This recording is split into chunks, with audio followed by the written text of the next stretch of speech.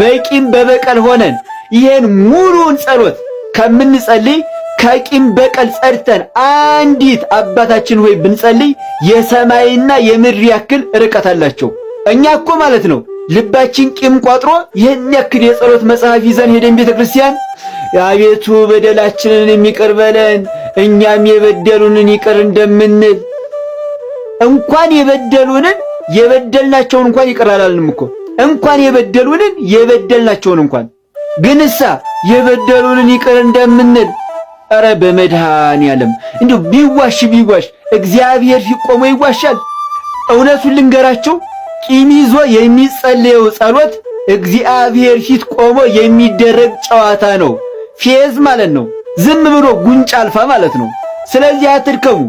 ይኸውላችሁ አንድ ነገር በደንብ አዳምጡ ልንገራችሁ። አንድ ነገር ወይ ከቂም ከበቀል ንጹህ ሆናችሁ ጸልዩ፣ አለበለዚያ ግን የሥራ ሰዓታችሁን አታስረፍዱ።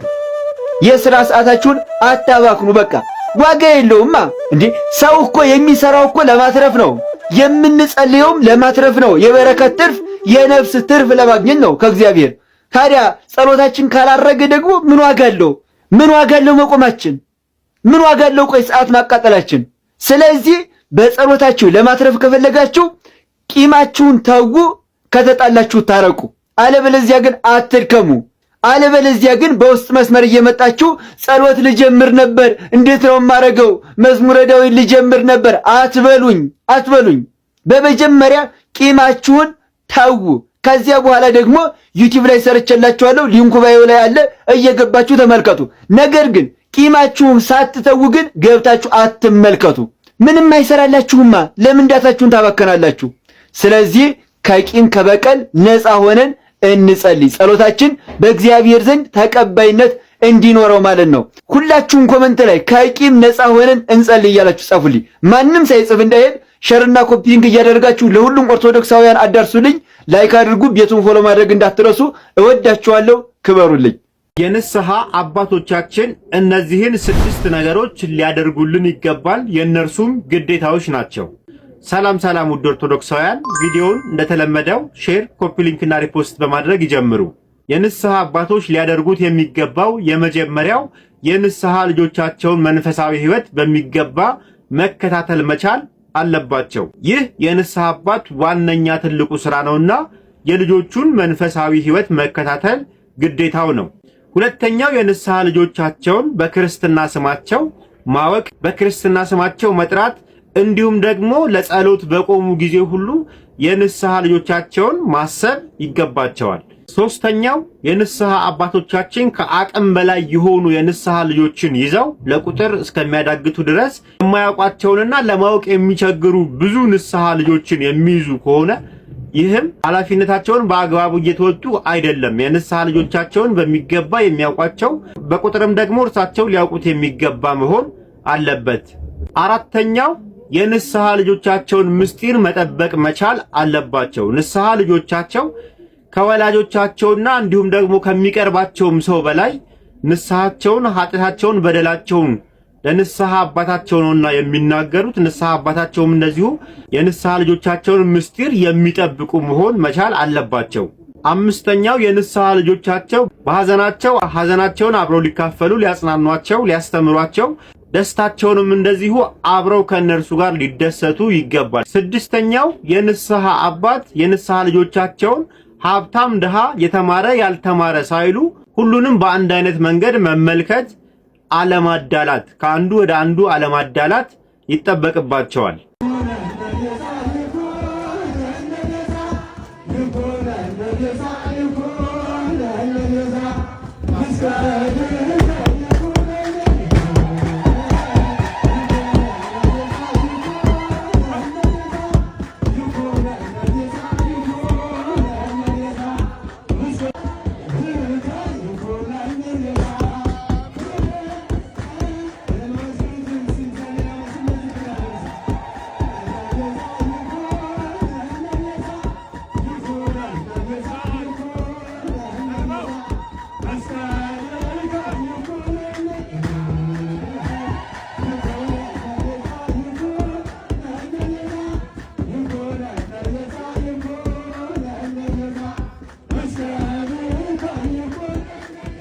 እባካችሁን ብትችሉ ማለት ነው ብትችሉ በቤተ ክርስቲያን ውስጥ ያለውን ችግር በደንብ ተረድታችሁ ነፍሳችሁን አድኑ። ቤተ ክርስቲያን ውስጥ ያለው ችግር ሁለት ነው። አንደኛ የገንዘብ ጥማት ያለባቸው ገንዘብና ገንዘብ ብቻ የሚያስቡ ሀብት ንብረት የሚሰበስቡ የቅባት እምነት ተከታይ ሊሆን ይችላሉ። የሌላም የአስተሳሰብ ተሐድሶች ሊሆን ይችላሉ። የውስጥም ካህናት ሆነው ጤነኛ ዶግማና ቀኖናቱ ፊት ተከታይ ሆነው ግን ደግሞ ገንዘብ ያታለላቸው አገልጋዮች ሊሆን ይችላሉ። ብቻ በዚህ ምክንያት ህዝቡን ብልጥም ያረጉታሉና ራሳችሁን ጠብቁ ነው። በሌላው ደግሞ ትልቁ ችግር ደግሞ የዝሙትና የአስማት ችግር ነው። እንደ ሶስተኛ ከተወሰደ ዝሙት፣ እንደ ሁለተኛ ከተወሰደ ደግሞ አስማት። ይሄ ችግር እንደ ችግር እንዲቀጥል እኛ ዝም በሉ እየተባልን ነው። ስለዚህ ምዕመናን በቤታችሁ ሆናችሁ እየጸለያችሁ ቤተክርስቲያን መጣችሁ ያስቀደሳችሁ ብቻ ሃይማኖታችሁን ብትቀጥሉበት ነው የሚሻለው ብዬ ነው የማስበው። ካህንን ለንስሐ የታመመ ሰው ካለ ደግሞ ምናልባት የሚመጡ ከሆነ ጸበል እንዲረጩላችሁ እሱም ችግር ነው። እኔ አድነዋለሁ እያሉ እንቁላል እያፈረጡ የሆነ ነገር እያደረጉ ምናምን እየቀቡ ነው ነገር እያደረጉ የሚያደርጉት ነገር አለ። ለህመም መጥራት ከባድ ነው በአሁኑ ሰዓት ካህንን። እሱን ተዉት። ለእርቅ፣ ለለቅሶ፣ ለሰርግ፣ ለግራጁዌሽን እንዲባርኩ ንስሐ አባት አለ ለማለት ካልሆነ በስተቀር ለሌላ ነገር አባቶችን መቅረብ በአሁኑ ሰዓት ከባድ ሆኗል። በእውነት በድፍረት እንድናገር የሚያደርገኝ ብዙ ነገር ስላየሁ ነው። ብዙ ምዕመናን ተበልተዋል። በጣም ብዙ ምዕመናን ወድቀዋል በዝሙት። በጣም ብዙ እህቶቻችን ተሰናክለዋል። በሰባኪ በእኛም በአባቶችም በዲያቆናትም በአገልጋይ በአጠቃላይ ትንቢተ ሳቤል ላይ እየተፈጸመ ነው ያለው። እንዲሁም ደግሞ ፍካረ ኢየሱስ እየተፈጸመ ነው ያለው። የክርስቶስ ትንቢት ማለት ነው። ፍካረ ኢየሱስ እየተፈጸመ ነው ያለው። በአጠቃላይ ፍጻሜው ዘመን ላይ ደርሰናል እና ምዕመናን ራሳችሁን ጠብቁ ነው። የምትወቀሱበትም አንዱ ትልቁ ነገር ደግሞ ምንድነው? በደንብ አስተውላችሁ አገናዝባችሁ ቤተክርስቲያንን በተገቢው መንገድ አስራት በኩራት ባለማውጣት ምዕመናን ማለት ነው። በተገቢው መንገድ ገንዘቡ ተገኘም አልተገኘም ባገኛችሁ ሰዓት አስራት ማውጣት፣ ቤተክርስቲያን መጥቶ በስርዓቱ ማስቀደስ፣ ጸበል መጠመቅ የላችሁበት። በቃ ሰንፋችኋል። በዚህ ህይወት ውስጥ ከዚህ ነገር ወጣችኋል። በእርግጥ ወዳችሁም አይደለም። መውቀስ በእናንተን ከባድ ያደርገዋል። በምዕመንነታችሁ መጣችሁ ብታዩት ነገር ያናድዳችሁ ይሆናል። እንዴት ከአባቶች ይሄ ነገር ይታያል? እንዴት አባቴ ዘረኛ ይሆናሉ? በፊት ኢህአዴግ በነበረበት ሰዓት ይሄኛው መንግስት ባልመጣበት ጊዜ በየቤቱ እየዞሩ ጸበል ይረጩ የነበሩ አባቶች አሁን ቀርተዋል። ለምንድን ነው? ምክንያቱ ምንድን ነው? እንደገናም ደግሞ በብዛት ብሔራቸው ስለ እውነት እንናገር ከተባለ ማለት ነው ብሔራቸው ተመሳሳይ የሆኑ አባቶች ደግሞ በብዛት በየሰው ቤት ደግሞ ተለቀዋል። ምክንያቱ ምንድን ነው? ከላይ ጀምሮ ከፓትርያርክ እስከታች ድረስ መንግስትና ሃይማኖት ለምንድን ነው መዋቅሩ እኩል እንዲሄድ የሚደረገው? ለምንድን ነው ሃይማኖት ለብቻው የማይተወው? ምዕመኑ በራሱ ግራ የገባው እኮ ለዚህ ነው። እና በጣም ያስጨንቃል። ጊዜው ስለሚያስጨንቅ ምዕመናን አንገታችሁን ደፍታችሁ በቤታችሁ እየሰገዳችሁ እየጸለያችሁ ቤተክርስቲያን ለማስቀደስና አንዳንዴም ትክክል የሚያስተምሩ ከሆነ ወንጌሉን ለመስማት ትመጣላችሁ ማለት ነው። ስሜታቸውን ማያንጸባርቁ ከሆነ ሰባኪያን የግል አስተሳሰባቸውን ማያንጸባርቁ ከሆነ እንጂ በጣም ከባድ ነው። ማህበራዊ ሚዲያውን ስትከፍቱት ከባድ ነው። የምታዩት ነገር ከባድ ነው። የምትሰሙት ነገር ከባድ ነው። ለዚህ እኮ ነው ኢቢኤስን ለማየት እኮ ልባችሁ የሚያዘነብለው። የሰይፉ ፋንታውን ፕሮግራም በ24 ሰዓት ውስጥ 100 ምናምን ሺህ 50 ምናምን ሺህ ፕሮግራም የሚታየው መዝናኛ አባይ ቲቪ ላይ ሌላ ቦታ ላይ የቅዳሜ መዝናኛ ምናምን ላይ ሰው ትኩረት የሚያደርገው እኮ ተጨንቆ እኮ ነው። ወዶ አይደለም። ግራ ገባው። ቢያንስ እኮ ትንሽ ልሳቅ ልዘና ልበል ብሎ እኮ ነው። እና ተምታታብን። በዚህ አሁን እንኳን በቀደም በለቀኩት ማነው አስራተ ገብርኤል በሚባለው እንኳን ቪዲዮ ስለቅ አረ መምህር ተምታታብን ግራ ገባን እኮ ምናምን ብላችሁ ትጽፋላችሁ አይደል? እሱም ደግሞ ከትናንትና ወዲያ መቼለት ነው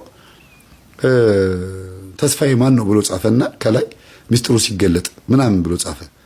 ይሄ ዩቲዩበሮች የሰውን ትኩረት ለመሳብ ተምብሊናቸውን ወይም ደግሞ የዩቲዩባቸውን ርዕስ ትኩረት ለመሳብ እስቲ ምን አለ ምን ሊል ነው? ይሄ ደግሞ በቀደም መምህር በደንብ አድርጎ ስለሱ ስለተናገረ መልስ መለሰለት እንዴ ብለው ሰው እንዲገባ በሲስተም አድርጎ የጻፈበት መንገድ ነው።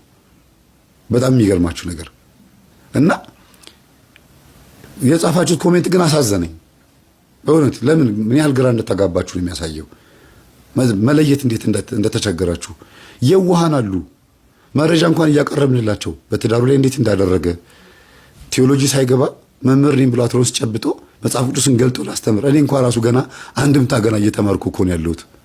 እናንተ መጋቢ አዲስ ለመባል መጋቢ ብሎ ለመባል ገና 5 ዓመት እኮ ትምህርት ያስፈልገዋል። ቴዎሎጂ ተመርቅ ያለው ቁጭ ማለት አያስፈልግም። የእውነቴን ነው የምላችሁ። እባክህን ቴዎሎጂ ገብተህ ተማር ብዬ የለመንኩት የነበረው ወደፊት ብዙ ኦዲዮ አወጣላችኋለሁ። ቴዎሎጂ አልተማረ፣ የትኛውም ኮርስ ትምህርት ቤት ሰንበት ትምህርት ቤትም አልተማረ። ካህናት አባቶች ልብሰ ተክህኖ ለብሰው ከኋላው ተቀምጠዋል እኮ ከቅዳሴ እንደወጡ አጋንንት ስላስጮኸ ብቻ እሱ ቆሞ እያስተማረ ምንም አይነት የቤተ ክርስቲያናችን የመጽሐፍ ቅዱስ ትምህርት ያልተማረ ሰው ቆሞ እያስተማረ ጥቅስ ጠቅሶ ስላስተማረ ወይም ምዕመናን እሱም ብለው ስለሚመጡና እንግዲህ ለመጠመቅ ለመፈወስ የሚመጡ ሰዎች ሳንቲም ከወረወሩ ብለው እኮ ነው አባቶች ለዚህ ሰው መድረክ ሰጥተውታል። እንኳን ለሱ ለኛ እንኳን ራሱ በጥንቃቄ መሆን አለበት እያልን ማለት ነው እንዴ። እና ስለዚህ ሰው እየተናገርን እኮ ነው እንዴት ከሴት ጋር በዝሙት እንዴት እንደወደቀ። እኔ እኮ እንደው መምህር እንዴት በዚህ ልክ የሰው ኃጢአት ታወጣለህ? እግዚአብሔር ከባቴ አበሳ ነው ትሉኛላችሁ ብዬ አስቤ ነው። በጣም ፈርቼ ነው እንጂ ብዙ ነገር ከመውጣት እችላለሁ። በዝሙት የወደቀበትን ነገር ያወራበትን ድምፅ ራሱ በጣም የሚያስጠላ ቆሻሻ የሆነ ነገር እንደዚህ እንኳን በመረጃ በቪዲዮ እንኳን እያወጣን ኧረ መምህር ግራ ተጋባን እኮ ነው። ማንን እንመን? ቀድሞ ይሄ ልጅ የቀሲስ ባንቴውን ካሜራማን ሆኖ በነበረበት ሰዓት የቴሌግራም ግሩፕ ላይ ራሱን በዚህ ለስለስ ባለ ድምፅ ምናምን በጣም ብዙ ነገሮች አድርጎ ስለነበረ አሁን መምህራችን ይሉታል። ምን የተመርቆ ነው? የትኛው ቴዎሎጂ፣ የትኛው አብነት ትምህርት ቤት፣ የትኛው ኮርስ ተምሮ ነው መምህር የሚባለው? እንኳን እሱን የራሴ መምህር ለመባል ራሱ ገና በጣም ብዙ ይቀረኛል እኮ ነው። እንደ ሁሩ ወመሃሩ ተብዬ ደቀ መዝሙር የሚለው ሰርተፍኬት ስለተሰጠኝ እኮ ነው። እና በረጅም ዓመት ከ89 ዓመተ ምህረት ጀምሮ በቤተ ክርስቲያን ስላገለገልኩኝ ነው እንደው ይሄ መምህር የሚለውን ቤተ ክርስቲያን ከሰጠሽኝ እሺ ልስራበት ብዬ ነው እንጂ በጥንቱ ከመጣን መምህር የሚለው ማዕረግ በጣም ከባድ ነው። ወንበር ዘርግቶ የሚያስተምር ምናምን ነው። ግን በአሁኑ ሰዓት በዚህ በፈጸሚያው ዘመን ቴዎሎጂ ቢያንስ ገብቶ ተመርቆ ወይም ደግሞ ቤተ ክርስቲያን ሂድና አስተምር ሁሩ ወመሃሩ ወይም ሂዱና አስተምሩ ብላ ቤተ ክርስቲያን ስትፈቅድልን እሺ ብለን እንውጣ ብለን ነው ወንጌልን ለማስተማር ለመመስከር ችግር የለውም። ለማስተማር ግን መጽሐፍ ቅዱስን ከፍቶ ለማስተማር ግን በዚህ ልክ ካህናት በተቀመጡበት ምንም አይነት ቴዎሎጂ ትምህርት ሳይኖራን ሰው ድፍረት ኖሮት እንደዚህ ሲያስተምር ከባድ ነው በጣም። ለምን ማንነቱ እየታወቀ ባግራውንዱ ያደረገውን ነገር እየተናገርን እንዴት አድርጎ እንዳጭበረበረ ገንዘብ የብዙ ሰዎችን ገንዘብ ወስዶ እንዴት እንደሚነግድበት የመርካቶም ንግድ የዱባይ ብትሉ ምናምን እንዴት እንደሚሰራበት ብዙ መረጃዎችን እያቀረብን ካህኑ ገብተው በእነሆ ሚዲያ በልዑል ማለት ነው በፍቅረ ገብርኤል ላይ ገብተው እንዴት አድርገው ካህኑ እንደተናገሩ ሰምታችኋል። ጠቋር አለበት ላዩ ላይ ልፈውስ ብሎ የሚወጣው በናርሲሲስት ባህሪው ነው፣ በኢጎ ነው፣ ወይም ደግሞ በማን አለብኝነት ደንፍቶ ነው የሚወጣው። በቃ ይሄ የመፈወስ የማስተማር የማጥመቅ ፍላጎት ስላለው ነው። ይሄንን ደግሞ ማንም አልከለከለውም። ግን ቴዎሎጂ ይማር ግባና ተማርን ያለው በሱ ጸጋ ማንም አይቀናም። ጸጋ ከሆነ እኔ ወጥቼ ስላላጠመቅኩኝ እሱ ለምን አጠመቀ አይደለም እኮ። ግን ቤተ ክርስቲያን በምታዘው መንገድ ይሄድ ነው። መጀመሪያ ንስሐ ይግባ፣ የሰረቀውን ገንዘብ ይመልስ፣ ይቅርታ ይበል። ሌብነቱ ታውቋል፣ የሚያደርጋቸው ነገሮች ታውቀዋል። በፈጣጣ አሁንም እንደገና ካፈርኩ አይመልሰኝ መልሶ ደግሞ እንደገና ደግሞ ተስፋዬ ማን ነው ብሎ መጣ። ቀጥታ የሚያወራው በሙሉ ስለኔ ነው። ግን አንተ ማን ጠራህ ሊል ይችላል። አሁን ደግሞ ሌላ ቪዲዮ ሰርቶ እኔ ያልኩት ተስፋዬ እግዚአብሔር ነው፣ አሁንስ ተስፋዬ ማን ነው? እግዚአብሔር ነው ያልኩት ነው የሚለው የህፃን ጨዋታ። ይሄ ጢባጢ ቤት አቃላቸው ይሄ ሞኛ ሞኝ አለመማሩ ጥቅሙ ይሄ ነው። ለሱ ማለት ይጠቅመዋል። ለሱ ለምን ደፋር ያደርገዋል? ያልተማረ ሰው ደፋር ነው ይላል አይደል እንዴ? እኔ 3 ዓመት የሰዋስወ ብርሃን ኮርስ ተምሬ የሰንበት ትምህርት ቤትን ኮርስ ተምሬ ገና ደግሞ አሁን ደግሞ ሌላ ትምህርት እየተማርኩ ነው ያለሁት። ገና ነው እኮ ምኑንም ሳይማር አንድ ሰው በዚህ ልክ ወጥቶ እንደዚህ መሆን የለበትም። እና ግራ ተጋባን ያላችሁት በዚህ ልክ ለስለስ ብለው ስለሚመጡ ነው ሰዎች። ከባድ ነው።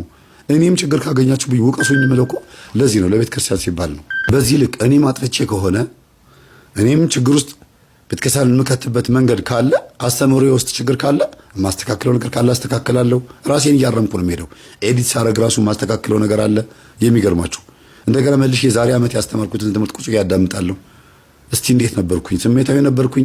የኢትዮጵያ ኦርቶዶክስ ተዋሕዶ ቤተክርስቲያን የቅዱስ ሲኖዶስ ዋና ስራ አስኪያጅ ብፁዕ አቡነ ሳዊሮስ የመስቀል ደመራ በሰላም መጠናቀቁን አስመልክቶ አያይዘው ባስተላለፉት መልእክት መንግስት በንዋየ ቅዱሳት ላይ እንዲሁም ሰሞኑን ትልቅ አጀንዳ ሆኖ የነበረው በስዕለ ማርያም ላይ ማለት ነው አላስፈላጊ ድርጊት ሲያደርጉ የነበሩትን የእርምት እርምጃ ስለወሰደ እጅግ በጣም እናመሰግናለን ሲሉ መልእክታቸውን አስተላልፈዋል። ነገ ሰኞም ወንድማችን ባሮክ እስር ቤት ስለሆነ በዚሁ ድምጽ እንዲሆኑት ብፁዕነቱ ይህን ጥሬን አስተላልፈዋል። ያው ብፁዕነቱም የእርምት እርምጃ ስለመውሰዱ ምስጋና ቢያቀርቡም ነገር ግን የእርምት እርምጃ አልተወሰደም። ምክንያቱም ልጅቱ በቁጥጥር ስር ብቻ ነው የዋለችው። የእርምት እርምጃ ማለት ላጠፋችው ጥፋት ተገቢውን የሆነ ቅጣት ሲተላለፍባት ስለሆነ አሁንም ቅጣት እንዲተላለፍባት ስንል የሚመለከተውን አካል እንጠይቃለን። ሰላማችሁ ይብዛ።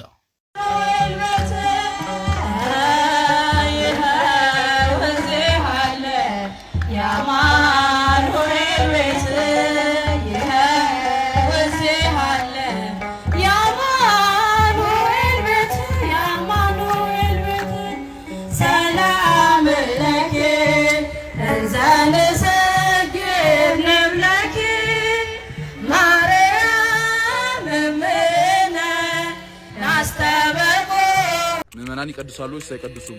ዝውውቱ ጊዜ ባርኮት በሚለው በቅዳሴያችን ክፍል ጊዜ ምእመናኑና ካህናቱ በመቀባበል የሚጸልዩ ጸሎት አለ። ይህ ጸሎት ምእመናን በቅዳሴ ጊዜ ያላቸውን ሰፊ ድርሻ ያሳያል። ምእመናን በቅዳሴ ጊዜ ካህናቱ ሲቀድሱ ከርቀት የሚመለከቱ ወይም በተለምዶ ካህናት ቀዳሾች፣ ምእመናን አስቀዳሾች የሚሆኑ ሳይሆን ሁለቱም በአንድነት ሆነው የሚሳተፉበት ስርዓት አምልኮ ነው።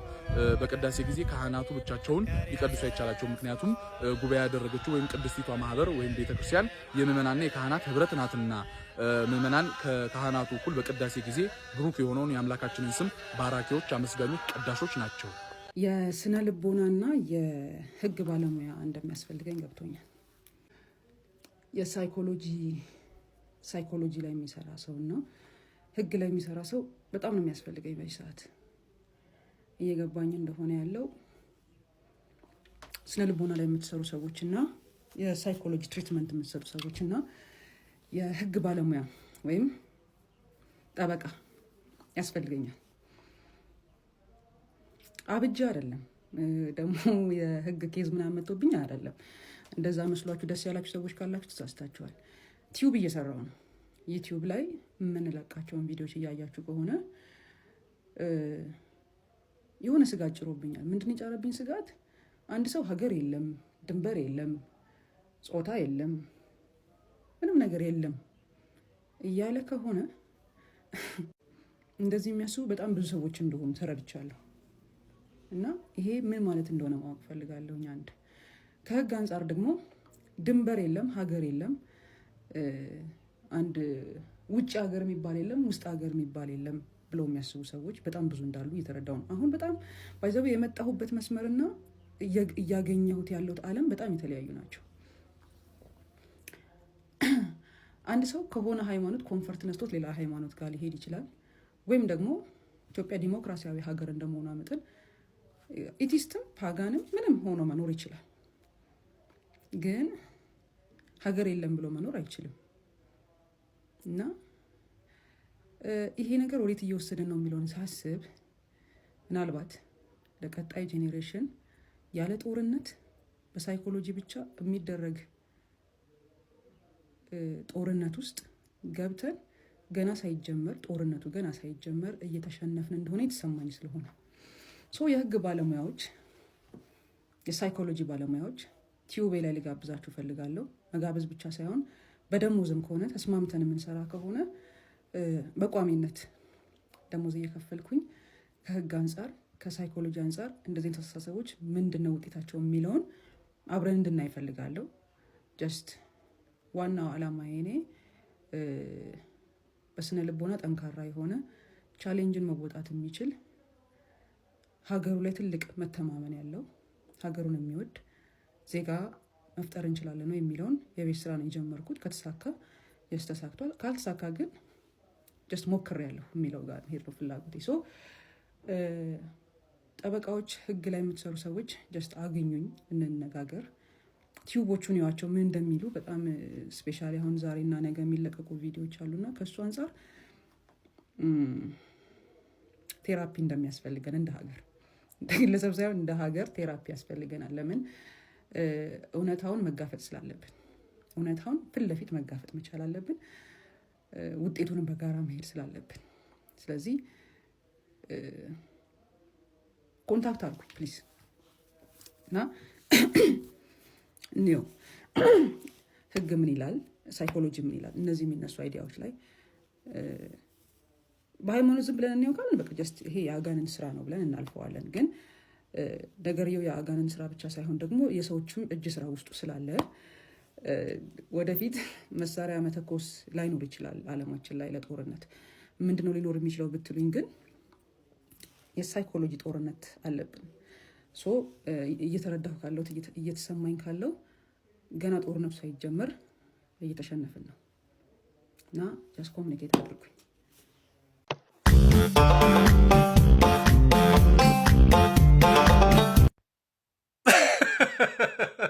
አረ ያያ ተመቸኝ፣ በእናትህ እውነት ያያ ተመቸኝ። እውነት እኔ በጣም ነው የምወደው ያያን። በነገራችን ላይ በጣም ነው የምወደው፣ በጣም ወደዋለሁ። በቃና በቃ የካሜራ ቪዲዮ ምናምን ያለበት ቦታ ላይ ያያ አጠፋምና